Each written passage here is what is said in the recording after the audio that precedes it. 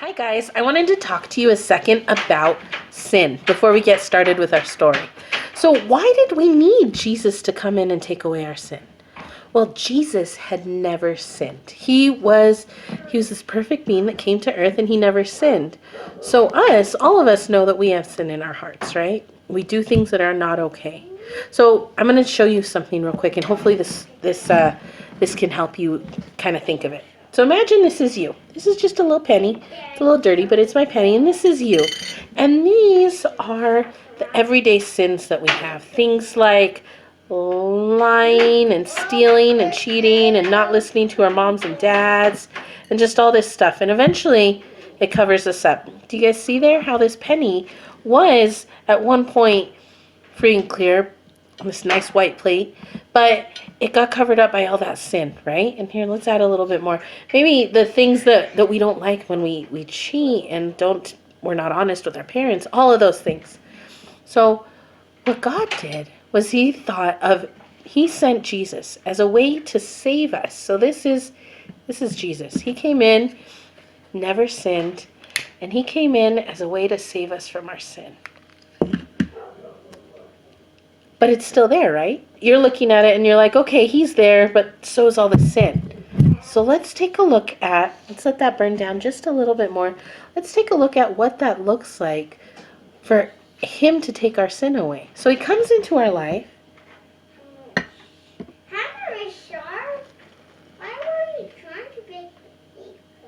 Do you guys see what happened? Take a closer look. Do you guys see how the water moved all the way up into the cup and it took the sin away? Now I maybe used a little bit too much water, but do you guys know what I mean there? Where this plate was once covered in all that sin, it got taken away because he died for us. Because even though we get to live forever in heaven because we love him, he first had to do something for us, which was die for us. He took our sin. He took the wages of my sin with him when he died. Okay, guys, let's continue reading. We're going to go ahead and read from the Read and Learn Bible. All right, when we go back here, it starts off back at the Mount of Olives a little bit. But I really want us to get to the part where we talk about the trials that Jesus went through. A Dark Friday, out of Matthew 26, verses 36 through 68, 27, 1 through 2, 11 through 56, Mark 14, 32 through 65, verse 15, 1 through 41, Luke 22, verses 39 through 71, as well as Luke 23, 1 through 49, John 17, 18, 19, 1 through 37. Jesus and his disciples went into the garden on the Mount of Olives. Jesus walked into a grove of the olive trees to pray. The others lay down on the ground and went to sleep. They just could not keep their eyes open. When Jesus came back, he called to his disciples, "Get up, let's go. The time is here for me to be taken away." Just then they heard footsteps. A gang of men with clubs and swords came into the garden. Judas Iscariot was with them. He pointed out to Jesus by greeting him with a kiss. The men grabbed Jesus and took him away to jail. One man gave Judas a bag filled with 30 pieces of silver. This was his payment for helping him catch Jesus. So we talked about that part yesterday, but this part's new. Ready? In the morning, Jesus was taken before the Roman governor, Pontius Pilate. Jesus' enemies told the governor, "This man says he's a king of the Jews. He's making people turn against the emperor. He should be put to death." Pilate asked Jesus, "What do you have to say for yourself? Are you guilty?" Jesus did not say anything. The governor was amazed that Jesus did not defend himself. At last, he let his soldiers take Jesus away. So here's some information about that time. At this time, it was custom for people to greet each other with a kiss on the cheek.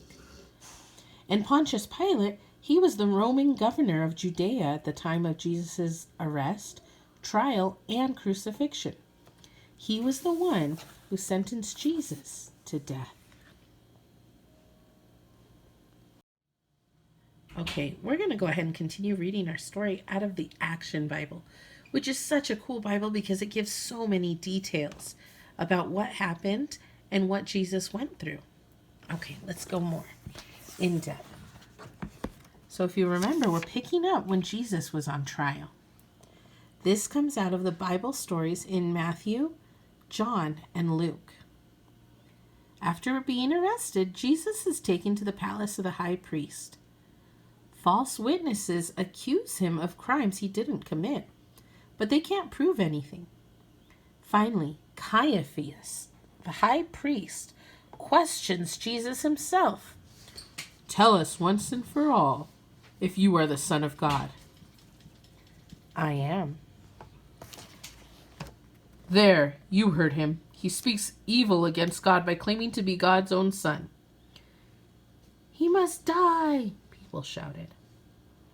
Instantly, the men who were guarding Jesus begin spinning on him. They blindfold him and hit him in the face, demanding that he prove his power by saying who struck him. The Bible talks about, guys, that Caiaphas got so mad that he ripped up his own clothes. Can you imagine getting that mad? Now, while that's happening, Peter secretly followed Jesus into the city. While Jesus is suffering these insults, Peter is warming himself by the fire in the palace courtyard. A servant girl looks at him closely. This man was with Jesus. "I don't know what you're talking about." He denies him. Peter doesn't want to answer any more questions, but he wants to stay close to Jesus. A few minutes later, "You are one of Jesus' disciples." "I'm not, I swear to God." Later on, about an hour later, "I recognize you. You're with Jesus." "You're a Galilean, just like Jesus. I can hear it in the way you talk." He responds, "I don't even know the guy. Galilee is bigger than you think." Just then, though, this is the third time that Peter says he doesn't know Jesus. Just then, a guard leads Jesus straight through the courtyard. Jesus turns and looks straight at Peter, and at the same moment, he hears a rooster crow, signaling the sunrise. He remembered what Jesus said. Sick with shame, Peter rushes outside and weeps bitterly. 3 times I denied Jesus, just as he said I would. God, forgive me. The Jewish High Court was not allowed to sentence a person to death. So in the early hours of Friday morning, they take Jesus to the Roman governor, Pilate. Cleverly, they didn't charge him with breaking Jewish laws, but with treason against Rome. Pilate questions Jesus privately, and then faces the restless mob. "I don't find this man guilty of any crime." And the same people that were yelling Hosanna when he walked in began to yell, "Crucify him." This is what they responded with. They said, "Not guilty. He tried to start revolts all over Judea and Galilee." At the mention of Galilee, Pilate decides to send Jesus to Herod Antipas, the ruler of Galilee. Herod is in Jerusalem for the Passover feast. Curious, Herod hopes that Jesus will perform a miracle. When Jesus doesn't respond to Herod, the ruler begins making fun of him for thinking he is a king. When Herod tires of his sport, he sends Jesus back to Pilate. Pilate still doesn't want to declare Jesus guilty of treason, but he knows that if he lets Jesus go, the Jewish leaders could cause trouble. "The people, I'll let them decide. Then, when they release Jesus, I won't be blamed." Wasn't that an interesting story, guys? I'm so glad you guys were able to watch it with me and read that story with me. Now, parents, this is where you come in, you talk about it. Talk about what the false witnesses said. Talk about that guy getting so angry he ripped up his clothes, Caiaphas. There's so much in the Bible that I hope that you guys just get every unbelievably cool detail out of it this Easter season. Have a great day, and we'll see you tomorrow.